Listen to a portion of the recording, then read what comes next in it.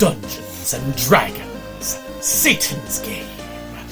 These are the experiences of two individuals as we fight our way through various evil and blood-soaked horrors known as D&D. Look and weep at the evil that awaits us. Will we survive the horrors? I hope so. Spoiler warning for those of you who dare to set foot. You will be spoiled. Oh, yes. But we'll see you at the D&D game. Greetings! Welcome back to another episode of Tabletop Horror. You know, by episode 4, I actually remember the name. I believe so, yes. Don't worry, it will leave my head yet again. I promise you. Who knows where thoughts come from? They just appear. Of course, this time we're going to a different place. It's summer. We decided to go to camp. As we are doing the 2001 release Wet Hot American Summer by David Wayne. Now, Which will be appropriate given the weather that we have had the last few days and will have for the next few days. so I'm going to put over Jake's face, I'm going to put a picture of the DVD. If there's people watching this on the live preview, you got to imagine it. Or. Oh, you actually have a copy. There we go. Now you can that's one. visualize the final product. I actually have an older version of it with the basic artwork on it. So you got to see both versions of that. My version of the DVD comes with a behind-the-scenes commentary, a montage of behind-the-scenes footage, deleted scenes, We need a montage. theatrical trailer, cast and crew bios, cast comments, 80 production stills with 4 original songs from the film, and the alternate fart soundtrack. Truly, you have a dizzying intellect. Wait till I get going. Where was I? I have suffered for you and watched it not once, not just the second time with the commentary, but yes, I watched it a third time with the fart soundtrack. Now, this is what you get out of the fart soundtrack. Imagine a guy doing that for the entire length of the film, and towards the end of the film picks up a cowbell and starts ringing the cowbell a little bit, and then starts laughing at his own fart jokes as he's going towards the end. And that is the fart soundtrack. No, sir, I don't like it. Good deal. Never again. It added nothing to the film. I didn't even laugh at the thing. Well, okay, no, that's wrong. I laughed when he started cracking up at his own jokes because it was so terrible. It's like, yeah, I imagine it would be funnier watching the dude having to create fart noises for the whole time. And then insert them in the film. Good times. But a fart soundtrack actually does definitely fit this film. So, Camp Firewood is an 8-week summer camp. But on the final day of summer, there's plenty of unfinished business to attend to. Will the summer end with a bang or with a wet fart? Both wet and fart go very well when it comes to Wet Hot American Summer. Indeed. You know, for kids. Now, the primary gag of this movie is that it all takes place in one day. Yes. which really makes you wonder what happened the other 7.5 weeks of this camp. Time goes slowly at camp. What's that? Time moves very slowly at camp. You can do a lot during camp hours. Wouldn't you like to get away? Yes. So we do have a cast of characters, and and several of the members have their own stories, and you follow each of their plot lines intertwined throughout the film. Mm-hmm. We're not going to go in depth because that's already been done for us. At Inside Movies Galore, we did a nice, long, almost 2-hour discussion on the film, went through all of the plot points so that you don't have to hear it here. But we're here because it has a D&D connection. Mm-hmm. So why don't we do a little bit of run on the plot, but mostly we're going to concentrate on the plot involving the D&D kid. Mm-hmm. So before we get to the main event, excluding that plot line, which, by the way, does involve David Hyde Pierce, Mm-hmm. What are your thoughts on Wet Hot American Summer's plot? Do you feel like it was well constructed? Ish. Given what they were going for, which is they were specifically going for a film that recreated the look, the feel, and apparently the smell of a 1980s summer camp film. And they pretty well nailed it.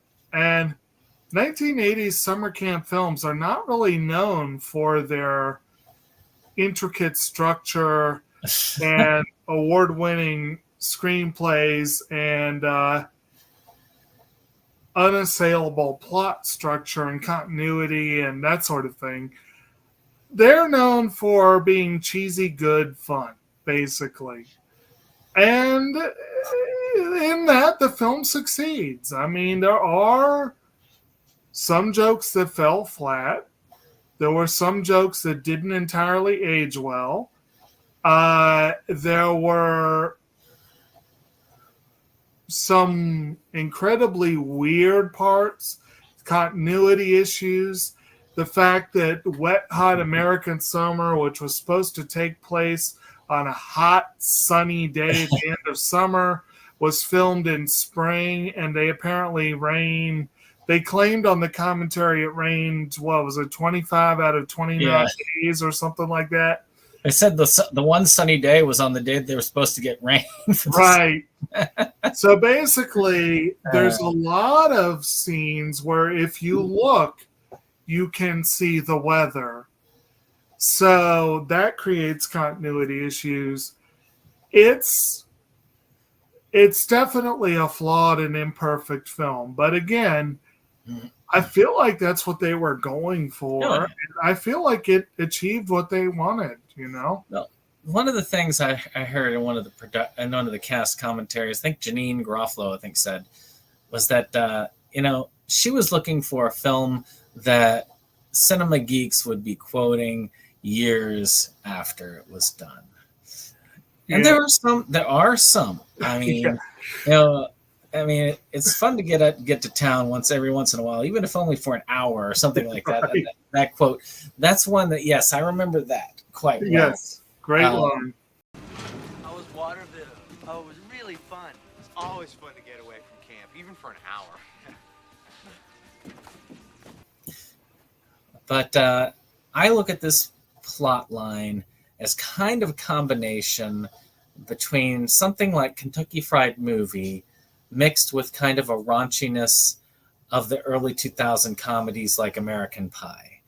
It definitely had the zaniness and the craziness and the odd comedy of those early 70s and 80s comedies, but had that raunchiness that was well known in the early 2000s and late 90s. And you are muted. Ha! I'm not sure you necessarily have to make that qualification or remove it from the 80s, because remember, the early 80s, late 70s, early 80s, we still had Animal House, we still had Porky's, we definitely had some raunchy-ass comedies. And you could say that you could combine those two types of films, the Porky-style films with the Monty Python-esque humor. I've had worse. You lie. But I do think you have a point that American Pie opened the door for films like this to get made. Yeah. But let's move to the part of the plot that's important to this video. Mm-hmm. The tabletop part. Mm-hmm. Which isn't much, but very memorable for those of us who actually play the sport. Well, the lead into that is that David Hyde Pierce and his wonderful fake mustache play a college associate professor, which causes him no end of grief, apparently, who happens to have a cabin on the camp grounds. And apparently in the last day of camp, he and our camp director, Janine Garofalo, go from a meet cute to basically the next day they have a kid on the way. It's a lot happens in that day. But she kicks into emotion by asking him if he'll be willing to help do some science projects with some of the kids or something. And at first, for whatever reason, he's upset because she made a Star Trek joke. Space, the final frontier. Right. Thanks for everything. And he's like, I said no. But then later he comes into the lunch mess hall and it's like, so, do y'all know where I can find the geeky kids?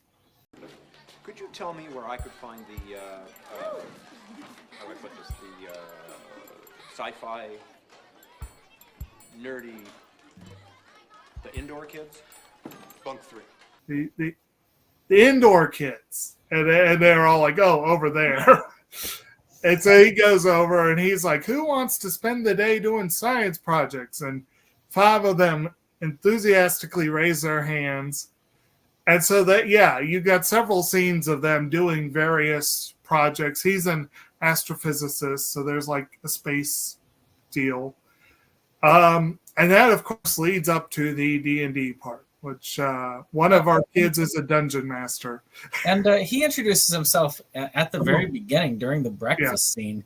And they affectionately nickname him Cape Boy, apparently, behind the scenes, because he's always got like that makeshift cape around. And as you may have heard, I am recently a crowned Class B Dungeon Master. So if any of you would like to play D&D today, please speak now, or forever hold your peace. And he apparently finally made the qualifications to be a dungeon master, which, now, that's a funny thing to link this, because when I started out as a dungeon master, my qualification was that nobody else wanted to be the dungeon master. Right. But when I ran Hackmaster briefly, actually at the gaming store that we were at, One-Eyed Jack's, Hackmaster had just come out, and they were trying to do a test run.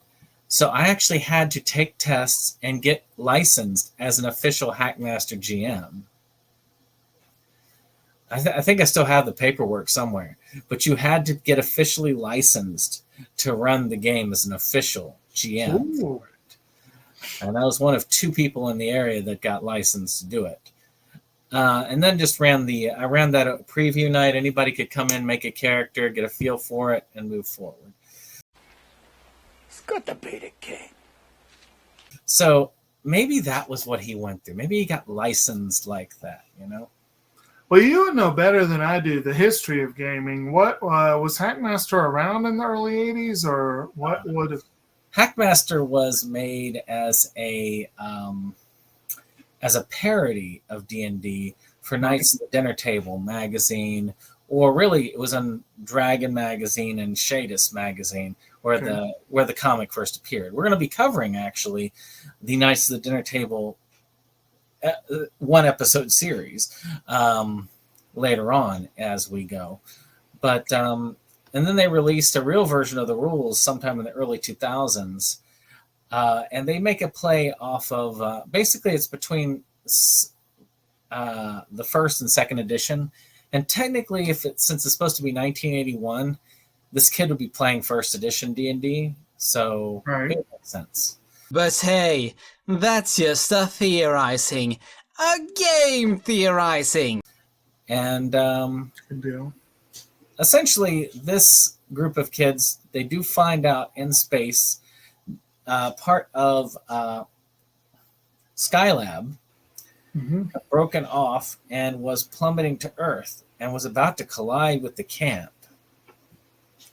It's going to hit the rec hall, apparently. So they created a device out of garbage cans, donuts, a grape nuts box, and so on. As you do. Would, locate and help divert it. But they needed a way of... Hey, Rosie. See, Fu used to bomb our videos way back in the time. God bless him. I guess she's taken his place since he can no longer do so. But essentially, they need that way. What can we do to randomly do numbers between 1 and 20? And every seasoned Dungeon Master knows. Actually, let me play the clip here for those of you watching the completed episode. No, it's not. Any Dungeon Master worth his weight in geldings goes nowhere without his 20-sided die. I mean, that is just an awesome quote. Any Dungeon Master worth his salt never go anywhere without his Yes. 20 dice. I probably misquoted slightly, but Well, they will have all heard the actual quote. Right. Nobody here that might be listening to the live version will, but you can go watch the film if you really want that. Indeed. When we debut this as the official episode 4, it will have that wired in.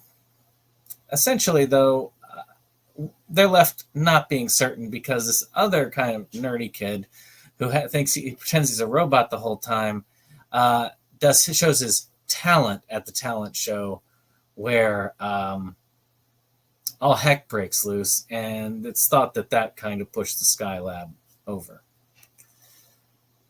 So, and it seems like, according to the commentaries, that is the widely believed notion that the entire movie staff believes.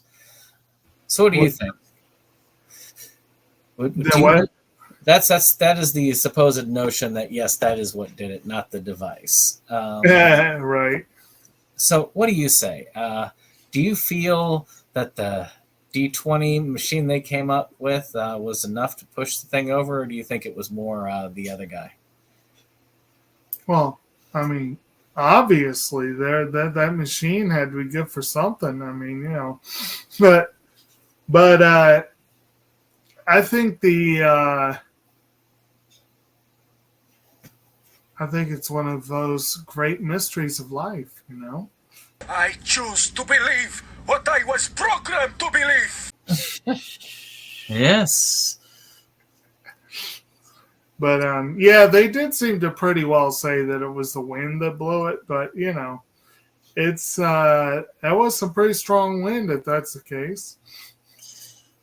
But yeah, that is the connecting plot that puts it here on this episode. Mm-hmm. So what are your thoughts of this particular plot line? It's amusing. It's amusing. You do have to wonder if the fact that they play him as one of the, you might say, Camp Untouchables, I guess, does have anything to do with maybe a nod to, the whole idea of the Satanic Panic and that kind of thing. Because at the time that this came out, well, 2001. When did Mazes and Monsters come out? 83, I believe. But the events depicted in it were that happened in 80, I believe. What's that? I think the events happened in 1980. So this technically might have been touched by that. Like the girl's revulsion at being invited might be partly because of that. Oh, sorry. 82 was Mazes and Monsters. Yeah. So definitely the events therein. So yeah, it would have happened by that point. Yeah. So yeah, I think the fact that he got such a nasty reception when he was inviting those girls to join him, maybe that was part of the reason why, or maybe it was just typical. Oh, you're a nerd. It could have been either. I think they were just playing it as the, oh, you're a nerd. This actually came out the same year as Night Chills. Yeah. Boy, it's amazing what the What's difference that? of it's amazing what the difference of money makes when there's, even if it's a low budget movie, it wasn't as low budget as the one we previously covered. Yeah. So speaking of Night Chills? Yeah, speaking of budget, what did you think of the production value here? What do you think of that production design? I think again. Yeah. What's that? And effects, And effects, yes. I think given the low budget and given that they were trying to kind of homage / gentle parody movies that either had very little production budget or used it on things like the music and the actors and not really on the production value. I think they did a fine job. It doesn't have the look of, it does have the look of they had some money, but could have been worse. And that was a pretty cool like Skylab that they dropped in. Yeah. And for the most part, you'd have to look to know that it was a mud pit that they were in. They did a good job disguising that. And then of course we gotta say that the cafeteria guy's beard, unless you were looking for it, it was hard to tell it was fake in some scenes and not in others, but knowing it was easier to point out. Or you kind of get the feel, but you don't really. He's not the only one. Some of the characters, like in some scenes, there's a little bit of a curlicue to Dave Hyde Pierce's mustache, and some scenes it's combed straight. Multiple characters have hair that changes length as the movie goes on. Oh yeah, a couple of them very much so. Some scenes take place days apart within the same scene. Actually, sometimes they've had to cut in the middle of a scene and not film until a couple days later. And again, like continuity errors, like they talked in the commentary about one scene in the lunch hall where you see Beth, Janine Garofalo's character, has the crafts counselor, who's played by Molly Shannon, on her left, and she's got the nurse, whose name I forget at the moment. And then a couple scenes later, they show it at a different angle, so you don't see Molly Shannon, but you see the nurse on her left, and it's like same scene, but they changed places apparently off screen. So they're fun little things. I don't consider it really too bad. Oddly enough, it had slipped my mind. The guy who played Coop was also the stand-up comedian, old guy. Oh, I remember that. Yeah. And I wasn't paying attention to it. A lot of people say, "Oh, it's easy to tell." Not if you're not looking for it. Well, and that's part of the joke, really.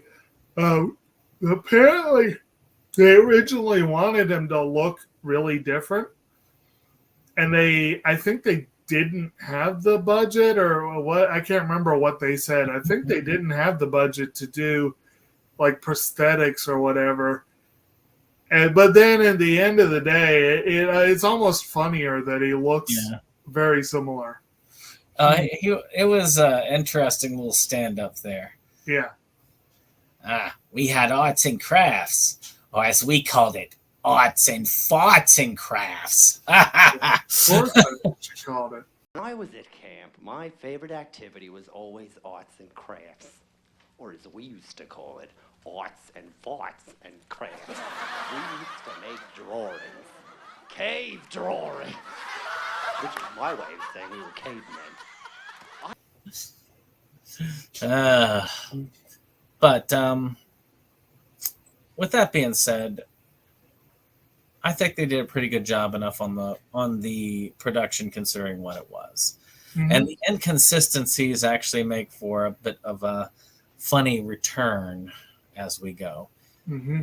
But let's talk music. There are actually 4 original songs done for this because they couldn't afford to pay for the 80s music. Wet Hot American Dream, which is kind of almost a punky tune there.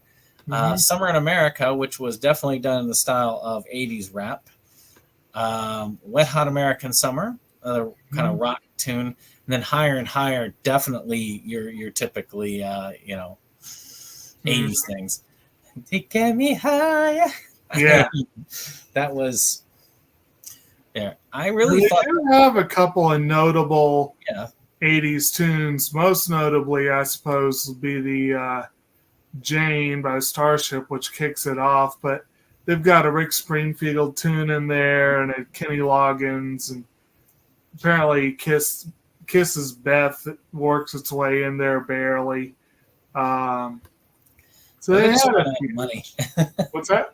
They just ran out of money. They didn't get all the ones they wanted, so they had to mimic some of the styles they wanted.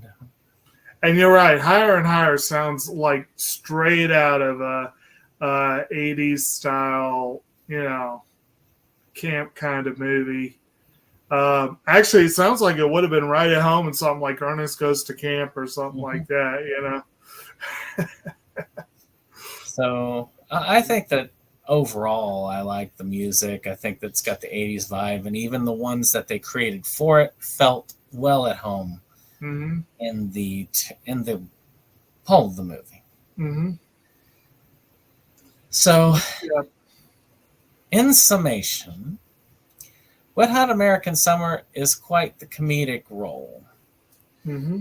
It pulls from various types of comedy, a la Porky's or American Pie, Monty Python, maybe other ones such as The Groove Tube or Kentucky Fried Movie. A lot of that zany, strange humor, but with a much dirtier bent to it. And Porky's? Well, Porky's or even National Lampoon's. Well, I mean, you said dirtier bent. I'm like, I don't know. Porky's was pretty friggin' dirty. Well, then again, you saw some of the deleted scenes, right? No, I didn't actually. I know what some of them were because they talked about them when they. I mean, one of the deleted scenes, the guy who's basically got his morning wood showing as he's walking in his underwear down in the camps. You know what? You got spunk. Well, I hate spunk. Okay, they were talking about that in the behind the scenes, like those. What was it? Michael Showalter and was it David Wayne he was talking to? I can't remember. I don't know. They had a stunt person playing that guy's the guy for his particular set of skills. They definitely wanted to make it hire the guy from dirtier than it really was. So what was his name? Was it Dirk Pickler? It was the guy. The guy who was that he was supposed to be was the guy that the main girl was in love with. Yeah. And of course, having her have that line is like, it's like, do you want to sit on my face or something like that, or little lines like that. So yeah, I'd say that if it was allowed to be as bad as dark as it wanted to be, like if the guy, instead of throwing the kids out of the van, was killing the kids like they originally wanted, I think that it would have been just as dark and dirty as probably Porky's had they been given the free rein. Yeah.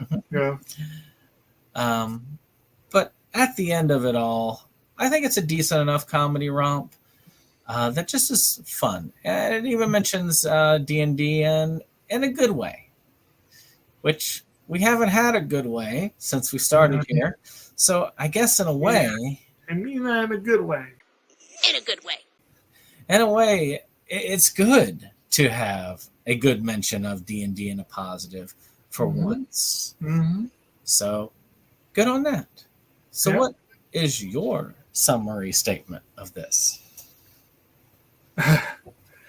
Well, I mean, like I said, it's a pretty solid 80s romp, 80s style, I should say, because it's not actually 80s, but they did a really good job capturing the feel of it. They're as a you don't want my commentary yet on it as a D&D movie, right? No, we're gonna do that later. Okay. But generally, you can get more detail again from our Movies Galore discussion. But generally, I like it. I think that some of it, like I said, not all of it aged well. I probably found it much more funny when it first came out than I do now. But now it almost does have the nostalgia factor going for it. And nostalgia is huge with these kind of movies. So it is a fun one. It's really fun. As I said on the Movies Galore discussion, it's instructive as a time capsule kind of film. Because you had all these people in it. Janine Garofalo was huge on the indie circuit at the time. David Hyde Pierce was huge on Frasier at the time. Molly Shannon and Amy Poehler were coming off of successful SNL runs. This is literally Bradley Cooper's first movie, and he had only a few roles before that. Paul Rudd, Elizabeth Banks. I feel like there's at least 2 or 3 other notable ones were just kind of coming into their own. People were just learning who they were, So it was really, for a couple of people, like at the top of the game, and a couple of people is really like, what Mazes and Monsters was for Tom Hanks, this was for Bradley Cooper, basically. Yeah. So it's kind of interesting to see where did they get their start, True enough.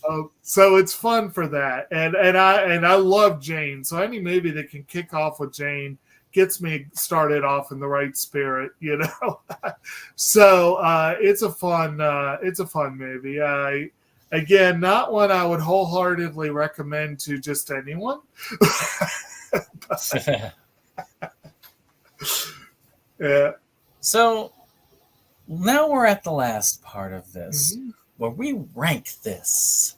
We give it a rating. We give 2 ratings. We give a tabletop rating and a LARPing rating, because those are 2 types of films that we're watching here.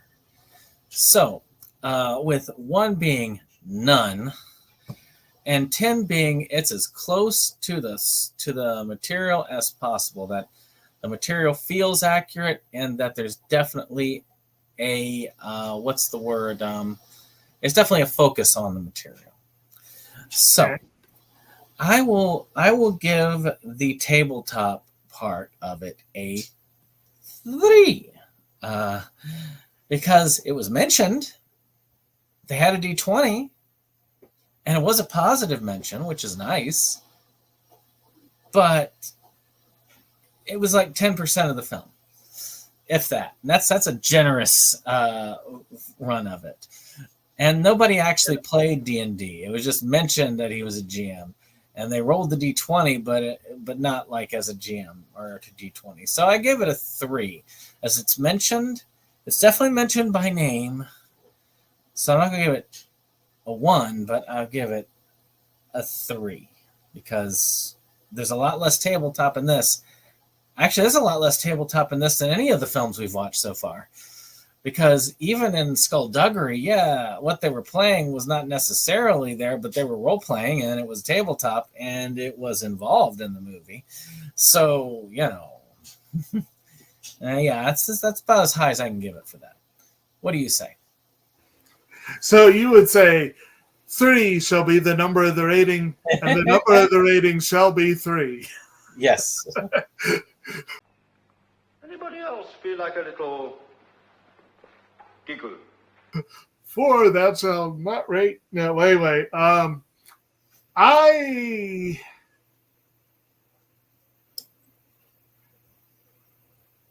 I can go with that. I feel like 3, it might even be a generous rating. Yeah. Overly generous rating. But on the D&D other saved hand, the world, so, What's that? The D&D saved the camp. The D&D did save the camp. So while its role was small, it was important. So we can give it that. And as you said, it was essentially a positive mention, so that's a good thing. I'll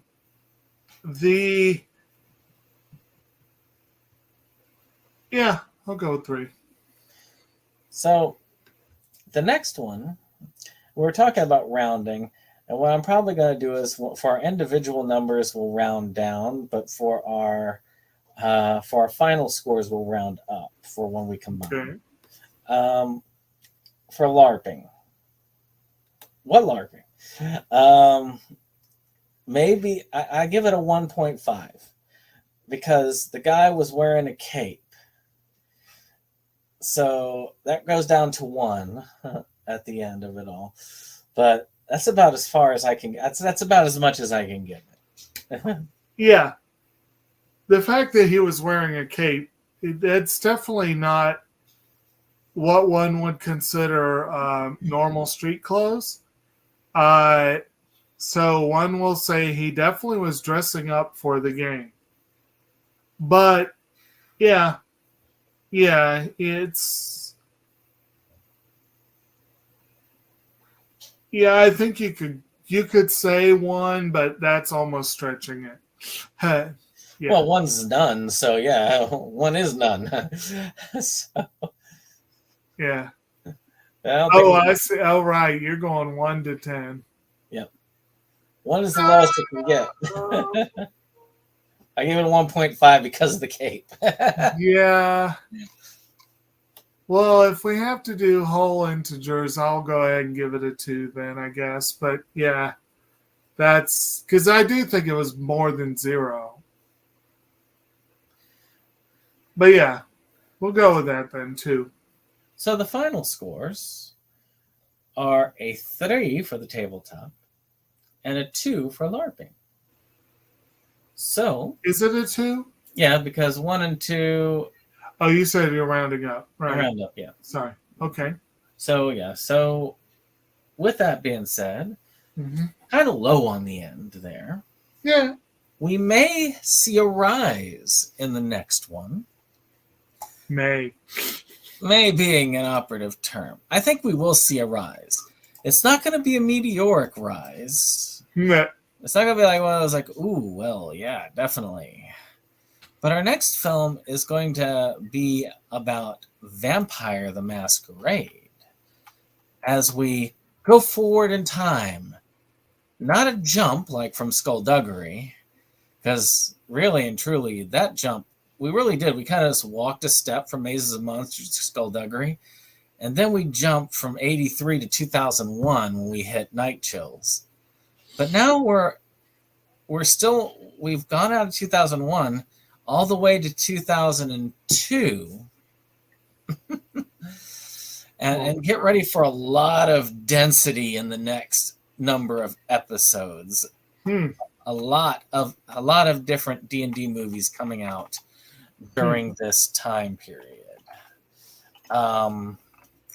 But during the next, I'd say it's thick on there for from 2001 all the way up to 2017. We've had pretty much a ton of solid D&D stuff. So we've got a lot of Cool. stuff going. But we're going to be covering a film called Eternal Blood.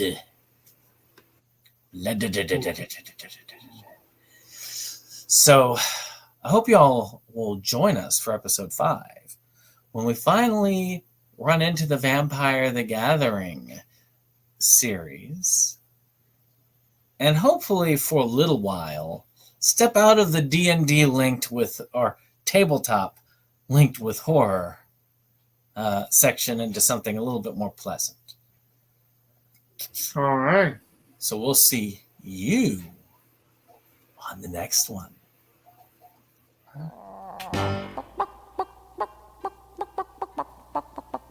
Bye.